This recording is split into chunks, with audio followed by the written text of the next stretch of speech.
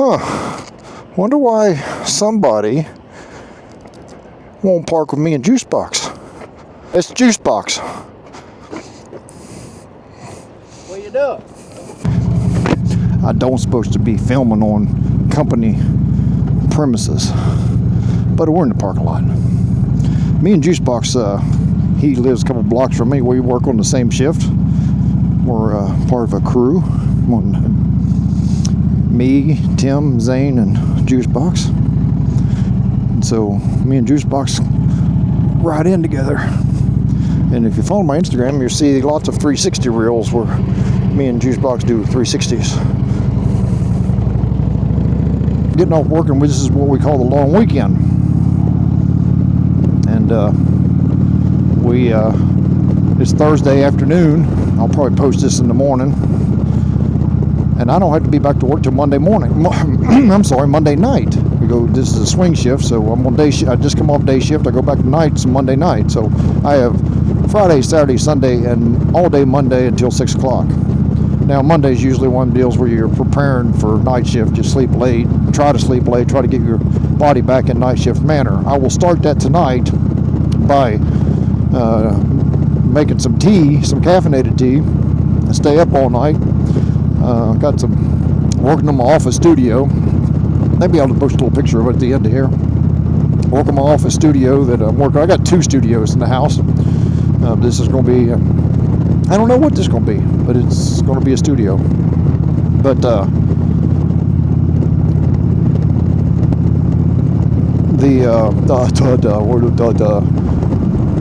anyway, one of my other coworkers today gave me a venison roast, a giant venison roast. And I'm going to marinate it tonight. Juicebox said he'd bring a couple beers over. I'll marinate it in a couple beers and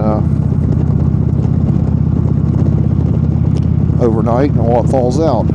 And tomorrow I'll get some other ingredients to cook it with. I'll just put it in the crock pot.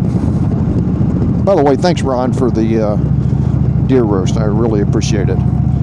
I'll get some other ingredients, put it in a crock pot. I'll probably get some bacon to go along with it, so it doesn't have a gamey taste. But usually when you marinate something overnight and then a couple beers, you pretty much take the acid, take the beer out of it, and then when I cook it in the crock pot, I'll cook it in wine, red wine, and I'll add a little flour to it to make a little gravy. So anyway, I'm getting ahead of I'm not a cooking show, you know. I'm just throwing stuff together like Grandpa did. Grandma cooked a lot of, because Grandpa hunted and fished all the time. Rabbits. Grandma made the best rabbit stew ever.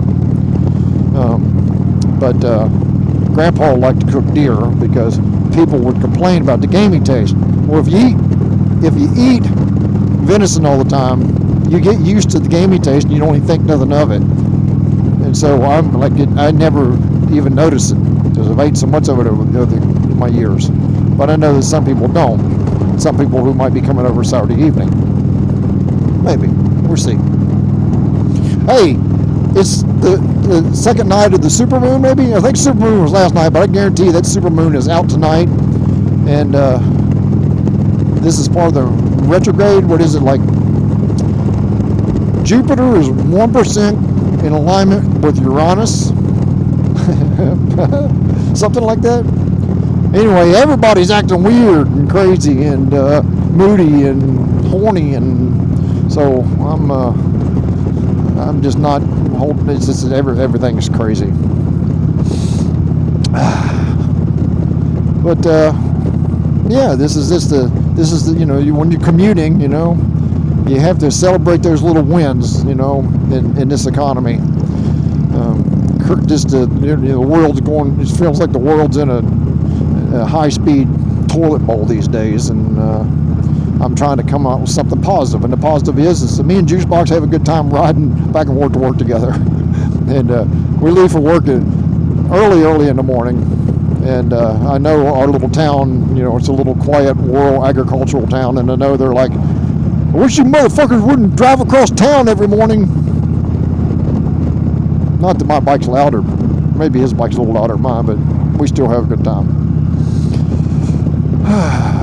yeah, I guess I didn't have nothing planned to talk about today other than that it will be Friday and this is my long weekend, and it kind of makes me happy. I just got to figure out how to pay for it. I paid a lot of bills. I paid some medical bills so I can go back to the hand doctor, but I paid a lot of bills. It seems like the bills are coming faster than the paychecks these days, and it's really crazy. It's like there's off sync. I don't know how that happens, but this weekend I done planned. I was like, I'm gonna call Verizon because I got a Verizon phone, and I heard if you call and complain, and hey, I've been with you a long time, and I'm paying too much money, that they will give you a loyalty discount. Now, I could be wrong, but I'll give it a try. It's worth a try, I guess. Woo! Look at that moon. Can you see that moon? And I got to call. I got a list of big old. I got to call Harley Davidson. I left a detailed message with Harley Davidson. Now, see, this is something that also just started happening.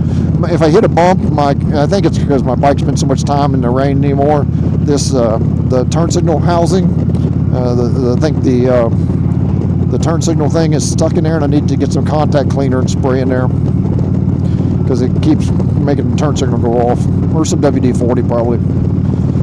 But that's the life of a year-round rider, is that sometimes your bike gets dirty and filthy and covered in gunk.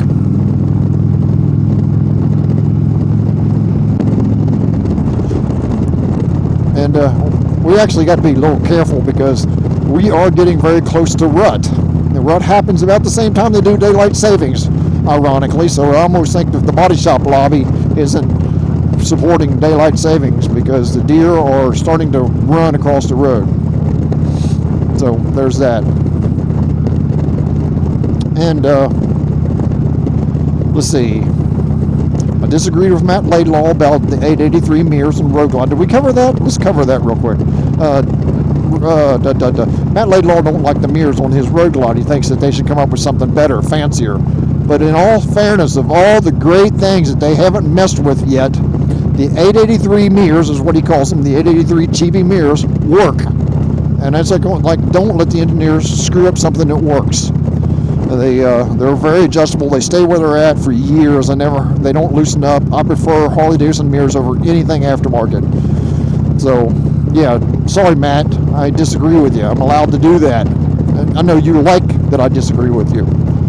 That's part of my job at the corporation that I don't have.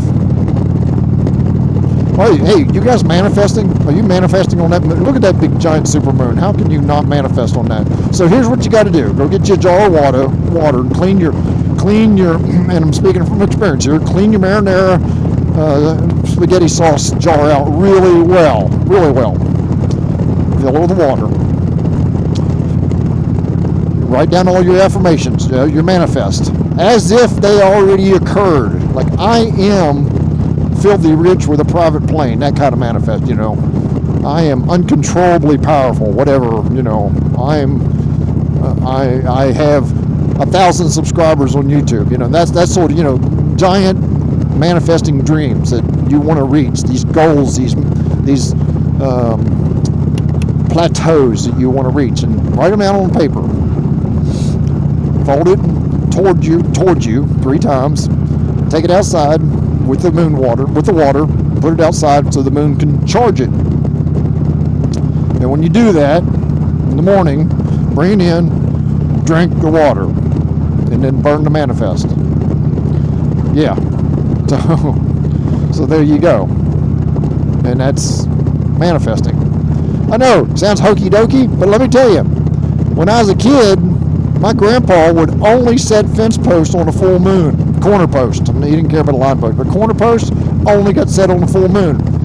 And people used to brag and wonder how good my grandpa's corner posts. They're like, he was a big guy, great big arms and tall and stuff. And they're like, yeah, he could set them corner posts so good because he's a big guy. I'm like, nope, Grandpa did it by the full moon. Now, Farmer's Almanac would tell you when to set the fence post. It was always by the full moon. So, you don't doubt old farmers. Old farmers that might have a sister-in-law that's a witch. I'm not saying that my Aunt Carmen was a witch. I think that's a crude way of putting the herbalist.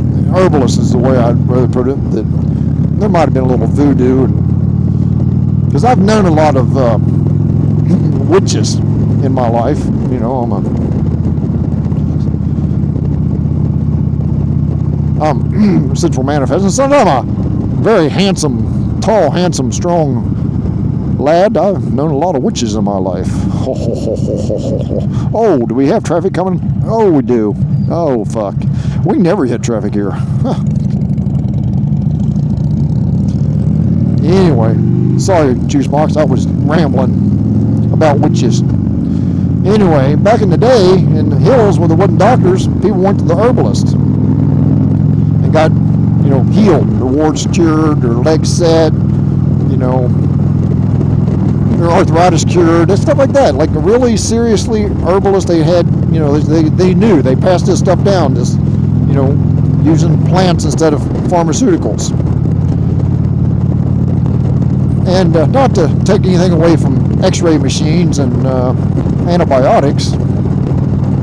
Like I ain't had an antibiotic in I don't know how long. Oh, man, I got the stitches, and they made me get a tetanus shot because I couldn't remember how long last time I got a tetanus shot.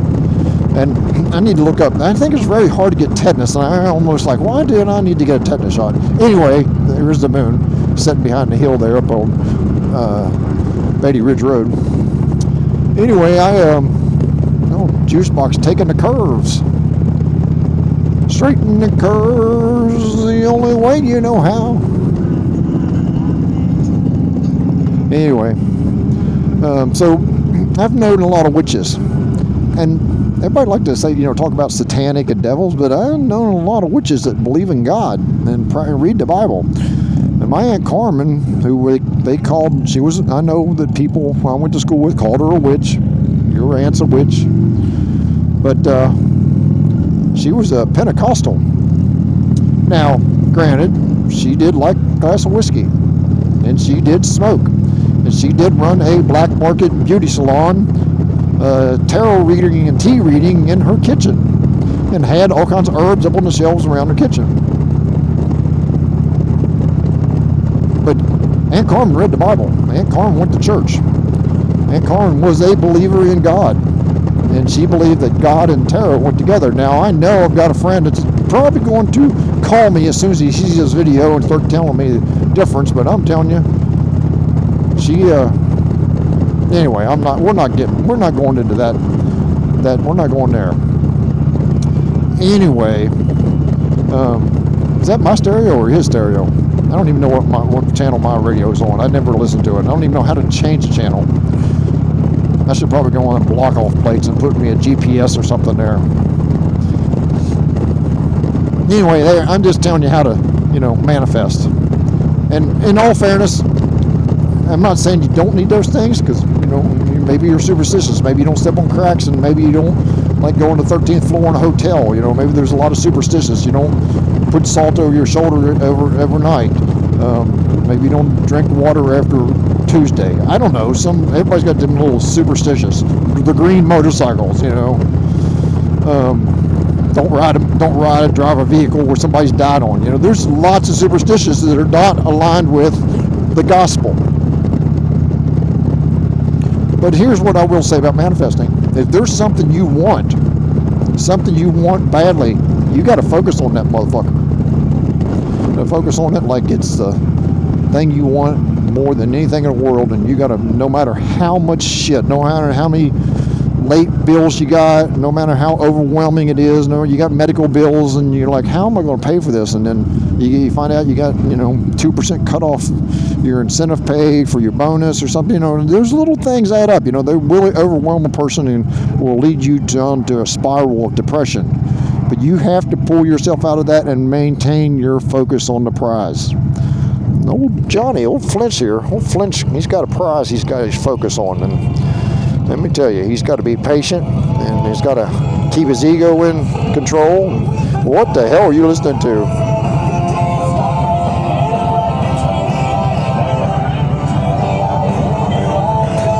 We just got demonetized. Hey, there it is. What are we listening to? Offspring? No.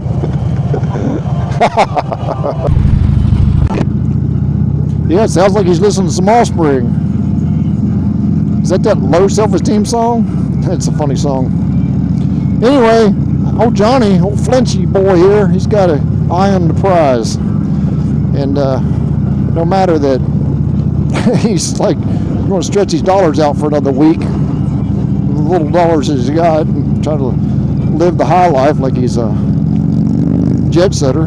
He knows, he sees that prize. He sees it. He focused on it. He's got it. And so, yeah.